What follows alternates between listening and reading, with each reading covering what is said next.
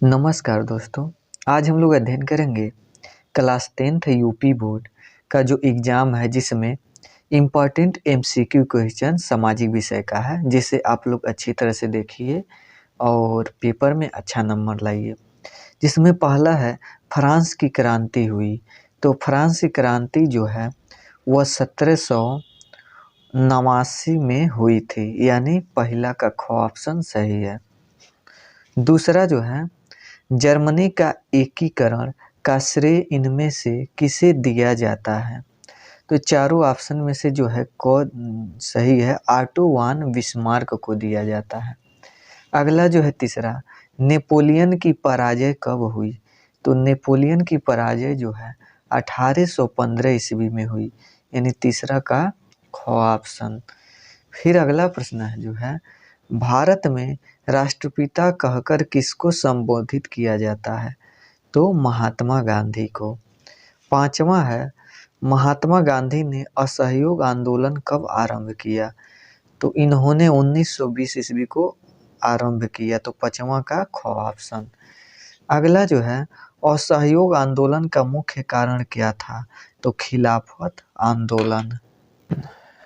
अगला जो प्रश्न है सातवां, महामंदी का प्रारंभ किस वर्ष हुआ? तो महामंदी का प्रारंभ 1929 ईस्वी से हुआ। अगला जो है आठवां, संयुक्त राष्ट्र संघ का मुख्यालय कहाँ पर स्थित है? तो न्यूयॉर्क में स्थित है। नौवां, मार्टिन लूथर थे। तो मार्टिन लूथर एक धर्म सुधारक थे।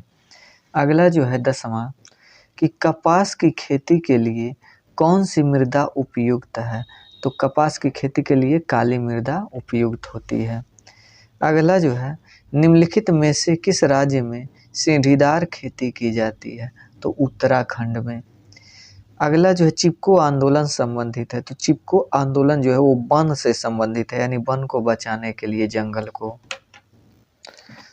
अगला प्रश्न है, हरा सोना निम्नलिखित में से किसे कहा जाता है?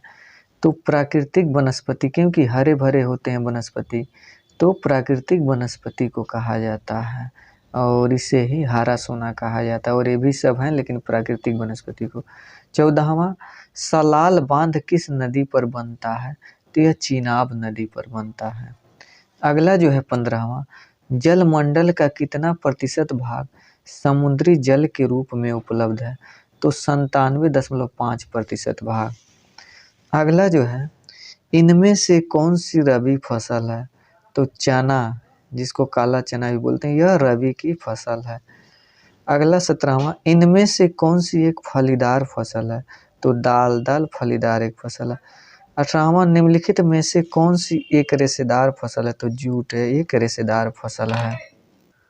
अगला प्रश्न है, निम्नलिखित में से कौन सा ऊर्जा का परंपरागत स्रोत है? तो कोयला परंपरागत स्रोत है, ये कभी भी नष्ट हो सकता है। अगला, एंथ्रासाइट का संबंध किस खनिज से है? तो कोयला से है।